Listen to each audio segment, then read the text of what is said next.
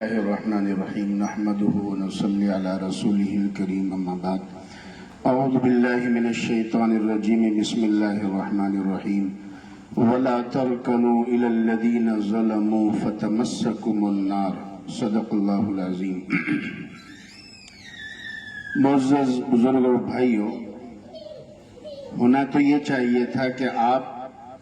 حضرات کو اوپر بٹھایا جاتا، اس لیے کہ آپ اصل مہمان ہیں اور آپ مبارک سفر پر جا رہے ہیں، مگر ایک ترتیب اور نظام کے اعتبار سے ہمیں اوپر بٹھایا گیا ہے۔ اصل قابل احترام آپ لوگ ہیں ماشاءاللہ۔ دوسری بات، اس وقت یہ سمجھ میں آتی ہے کہ یہ ہمارے ملک کی خاصیت ہے الحمدللہ کہ مکہ مدینہ جانے والوں کو ایک ترتیب سکھائی جاتی ہے۔ بہت سے لوگ آپ کو ملیں گے دنیا کے ملکوں سے وہاں پہنچتے ہیں، مگر ایسے کام کرتے ہیں یا ایسی کوئی بات ان سے سرزد ہوتی ہے، ایسا لگتا ہے کہ شاید یہ کوئی نہ تلبیہ سیکھ کر آئے ہیں، نہ احرام پہننے کا طریقہ سیکھ کر آئے، نہ عمرہ کا طریقہ سیکھ کر آئے۔ تو اس اعتبار سے اللہ تعالی ہمارے علماء کرام کو بہترین بدلے عطا فرماوے کہ جانے والے جیسے حاجیوں کو باقاعدہ سکھایا جاتا ہے، عمرہ کا بھی باقاعدہ یہ اہتمام کیا گیا کہ اس میں تھوڑی ترتیب بتلا دی جاوے، مسائل بھی بتلا دیے جاوے تاکہ ہمارا ہزاروں روپیہ خرچ کرنا ضائع اور بیکار نہ ہو جائے۔ دوسری ایک بات یہ ہے کہ ہماری قوم کے اندر کسی کا شکرانہ ادا کرنے کی صلاحیت یوں سمجھیے کہ ختم ہوتی جا رہی ہے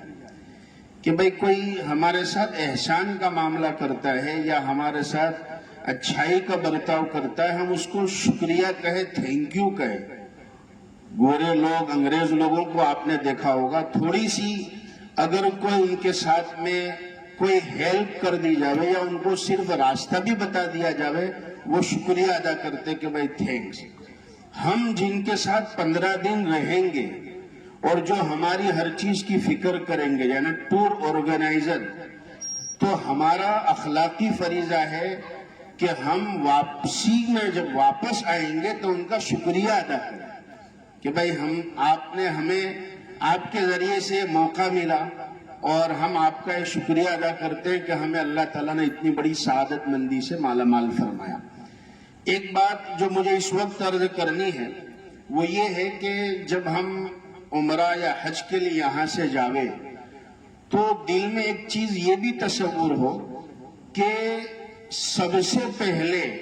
جنہوں نے خانہ کعبہ کا طواف کیا اس کائنات میں، اس عالم میں، وہ ہم سب کے ابا حضرت ابا آدم علیہ السلام ہیں، اور انہوں نے،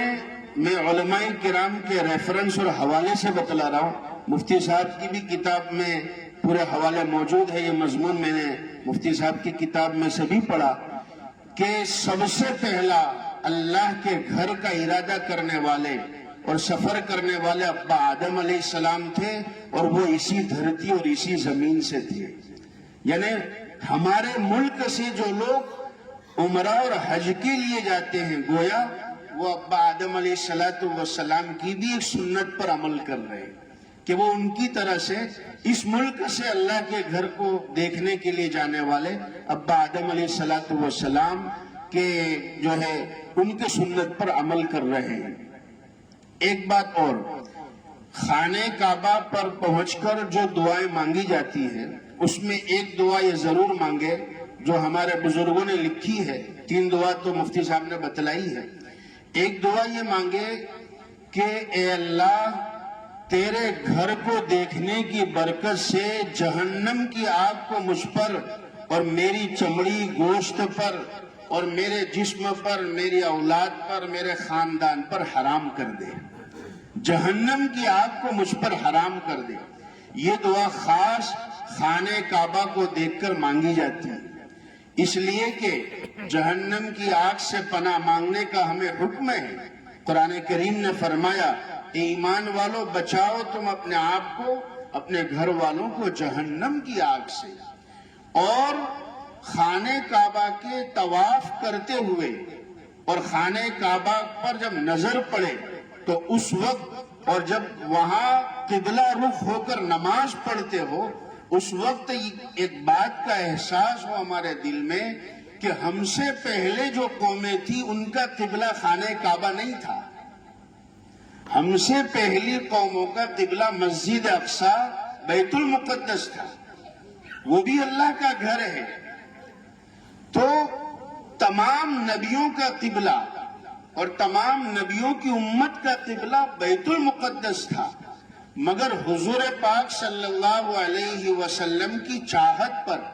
اور آپ صلی اللہ علیہ وسلم کی دعاؤں پر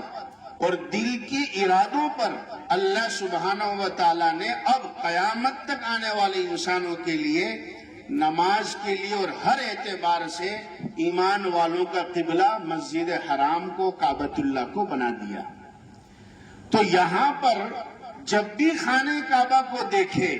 تو دل میں ایک دعا ہو اور یہ نیت ہو کہ باری تعالیٰ جیسے تو نے قبلے کے مسئلے میں یہود اور نصارہ اور دنیا کی دوسری قوموں کی مشابہت سے ہم کو بچا لیا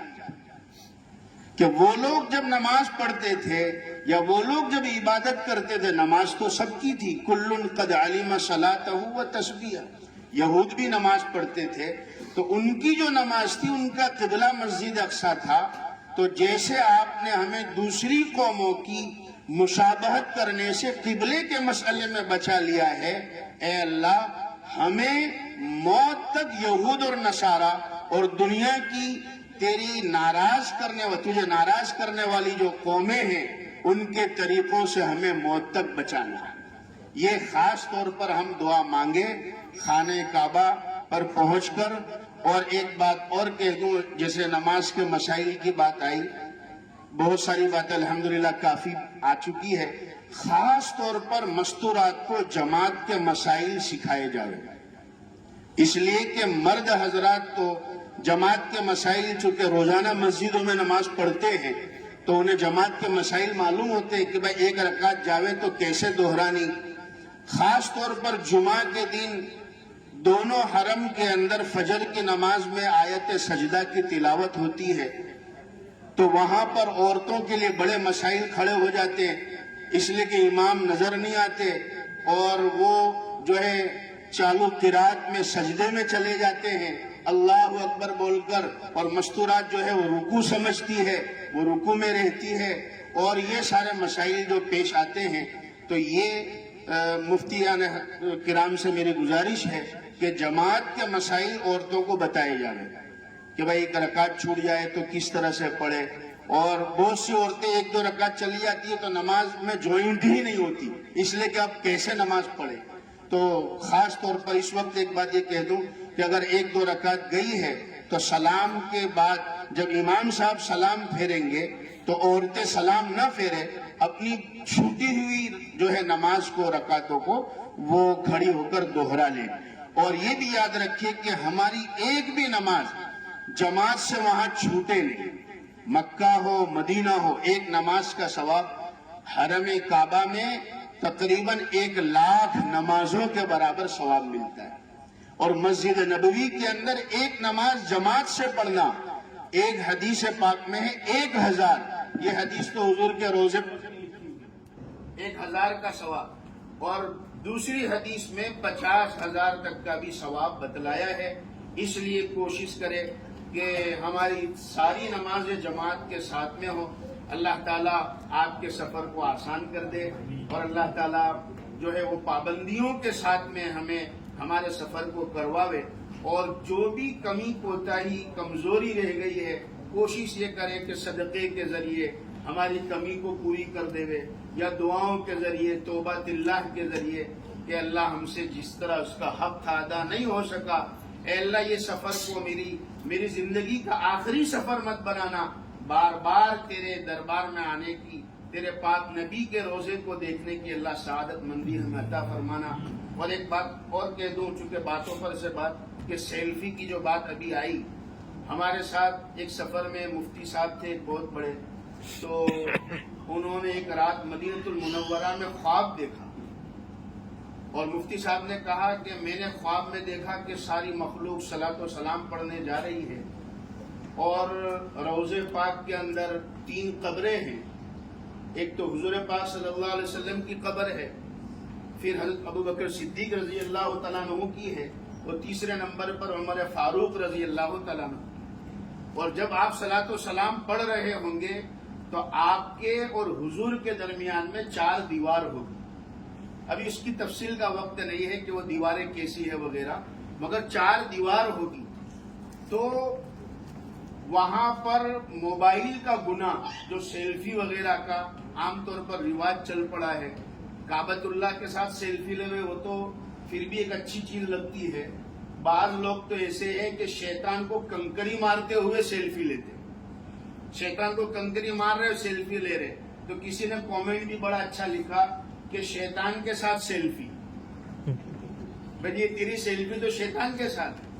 تو ہمارے ساتھ ایک مفتی صاحب تھے، انہوں نے خواب میں دیکھا حضرت عمر فاروق رضی اللہ تعالیٰ عنہ،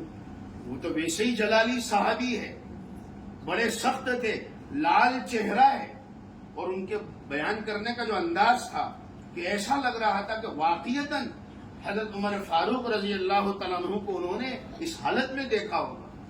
بالکل لال چہرہ، بال بکھرے ہوئے. اور وہ مفتی صاحب کو ڈانٹ کر کہہ رہے تمہیں کیا ہو گیا، تمہیں پتا نہیں لوگ یہاں آ کر کیا کر رہے ہیں، موبائل سے کیسا گناہ کر رہے، اور تم یہ روکتے نہیں. لہذا یہ علماء کرام جو بولتے ہیں اس کی وجہ یہ حضرت عمر فاروق رضی اللہ تعالیٰ عنہ کو خواب میں دیکھا انہوں نے کہ اس سے حضور پاک صلی اللہ علیہ وسلم کو تکلیف ہوتی ہے، لہذا اس گناہ سے اپنے آپ کو بچائے. اللہ تعالیٰ ہمیں کہنے سے زیادہ سننے سے زیادہ عمل کی توفیق دے.